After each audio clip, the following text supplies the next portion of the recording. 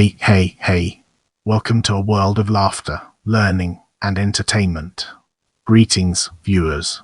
Get ready to immerse yourself in the world of Chanyuan Treaty in this video.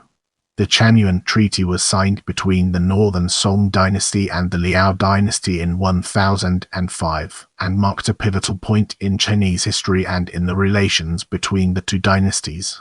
The treaty laid the foundation for approximately a century of relative peace between the two major powers, which lasted until the alliance conducted at sea was formed between the Northern Song dynasty and the Jin dynasty in the early 12th century.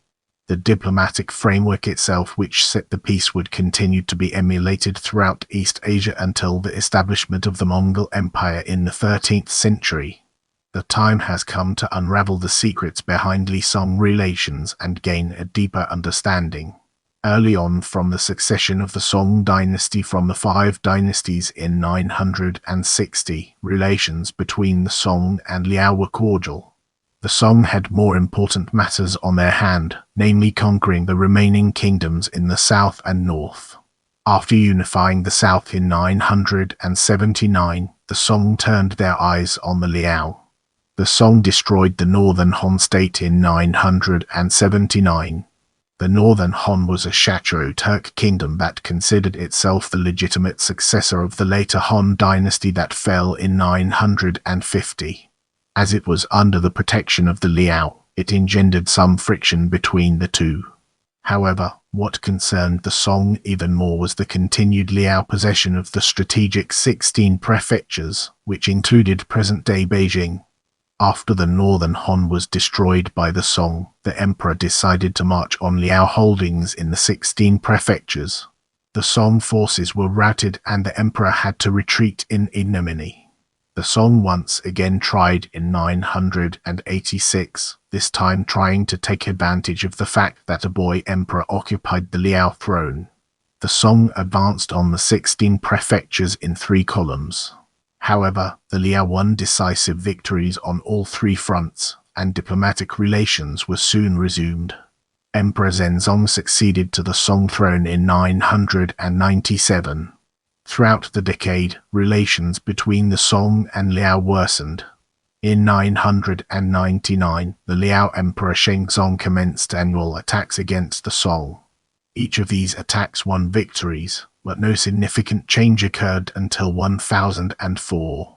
As we transition, let's shed light on Liao invasion and its relevance to our ongoing exploration. Emperor Shenzong decided to launch an imperial expedition against the Song personally in the summer of 1004. He took Khitan cavalry and encamped about 100 miles 160 kilometers north of the Song capital of Kaifeng. Reluctantly, Emperor Zhenzong marched northward to meet the Liao at Chanyuan. He decided upon Chanyuan because it was the first large city across from the Yellow River. The emperor believed that crossing the Yellow River in an imperial expedition would have great symbolic and psychological value. The Song began to worry that the expedition was not safe for the emperor because the Khitan forces were making serious advances in Hebei circuit. To protect Chanyuan, Cao Thun, the lead planner of the Song expedition, had implemented defensive measures such as trenches, but these defenses were already weakened after heavy fighting, resulting in many thousands of casualties, including many generals. The arrival of the emperor raised the Song troops' morale while ensuring that the ensuing battle would be everlastingly famous. A Song giant crossbow killed the Liao Khitan leader Zhao Dalin in battle in January 1005. This led to despair among the Khitan and crippled their contribution to the offensive. As we venture forward, let's take a closer look at peace negotiations and its impact on our understanding. From January 13 to January 18, 1005, the two sides worked out a peace treaty. Some sources say this was in 1004 because of evidence that it happened prior to the New Year on the Chinese lunar calendar. While the Liao initially sought a territorial concession in Guanan, this demand was eventually abandoned. The terms of the treaty included: 1. The Song would give the Liao an annual tribute of 200,000 bolts of raw silk and 100,000 taels of silver. 2. The State Finance Commission were to deliver these tributes to Xiangchu. 3. Civilians and the military would abide by the present territorial boundaries. 4. Neither side would give robbers or bandits who had fled arrest. 5. Neither the North nor the South would grant licenses to sow or reap furrowed fields. 6. All moats and walls already in existence could be kept up, but no new ones could be established. 7. Neither side would make requests outside of this treaty. Afterward, the two imperial families recognized their equal status by addressing one another in familiar terms. For example, the Liao Emperor addressed the Song Emperor as elder brother, while the Song Emperor addressed the Liao Empress Dowager as aunt. Despite the Song getting an arguably more prestigious position out of the treaty, there was opposition to this treaty among the Song elite. Nevertheless, this treaty avoided any further major wars between the two states. Let's now enter the realm of Wang Jizong and discover the fascinating stories it has to tell. Wang Jizong, a native of Kaifeng, was captured by the Khitans in 1003 at the Battle of Wang II. The Khitan Emperor awarded Wang with official rank in the Khitan bureaucracy. Wang made the best of his circumstances and spoke with the Khitans of the advantage of resolving their conflict with the Song peacefully. The Dowager Empress Cheng Tian, who was in actual control of the Khitan state at the time, had grown tired of war, and she listened to Wang's proposals.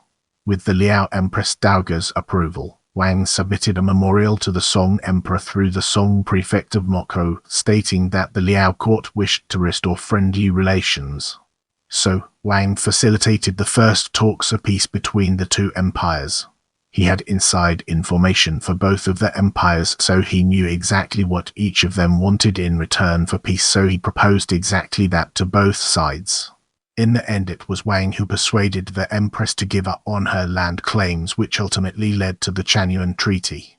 With our curiosity piqued, let's embark on a dedicated exploration of significance of the treaty and its fascinating intricacies.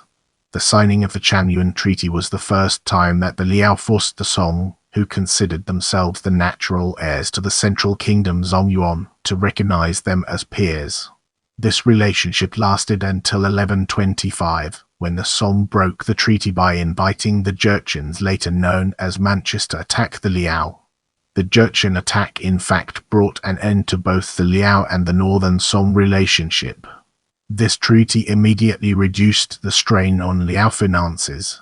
Politically speaking, these annual payments were used to facilitate the construction of Li's central capital. Peace with the Song allowed the Liao to focus more on their internal affairs and its relations with other people. So, this capital ultimately allowed the Liao to establish an international trade network. Without these annual payments from the Song, it would have been highly unlikely that the Liao would have been able to create such a trading network and become the international force that they did. Economically, these payments secured the Liao a steady source of income and even helped facilitate trade with its neighbors because it now had more resources to produce goods in which they specialized in. More importantly, this treaty led to the growth of international trade along the Liao-Song border. This treaty allowed the Song to secure disputed territory in exchange for a very minimal yearly payment. In addition, now that the war was over, the Song were able to focus on other matters. For one, they were able to advance their foreign diplomacy. On a different note, the Song were able to stop their military spending, which was putting a serious strain on their economy. In the grand scheme of things, the yearly payments were a far less burden than the Song's military spending against the Liao. In this part of the video, we'll be diving deep into after the treaty and unraveling its profound impact. This treaty became the basis for relations between the Song and other Chinese states, including the Western Xia and the Jin dynasty. Xia incursions in the northwest at the urging of the Liao forced the Song to raise their payments to 300,000 bolts of silk and 200,000 ounces of silver. Along the way, there were incidents that jeopardized the peace between the Liao and Song. Basically, in 1042, the Khitans threatened to launch a military expedition against the northern Hedong circuit in order to get the Song to increase their annual tributes to the Khitans. Then in 1076 the Song ceded the Liao a few parcels of land along the Hedong border. This inevitably created a predicament because the original guidelines of the treaty made sure that the Song did not cede any territory to the Liao. The accounts of the treaty in the Liao records and the Song records does not tally with each faction. The altering of some details shows a great deal of political boundary maintenance and an attempt at keeping dignity bias, which is prevalent in the Song dynasty faction. After the treaty was signed, the nature of the relationship between these two states changed from one of purely political rivalry to a supposed fraternal relationship. For the first time in Chinese history there were two sons of heaven, recognized by each other. If you have any suggestions for future videos, feel free to drop them in the comment section.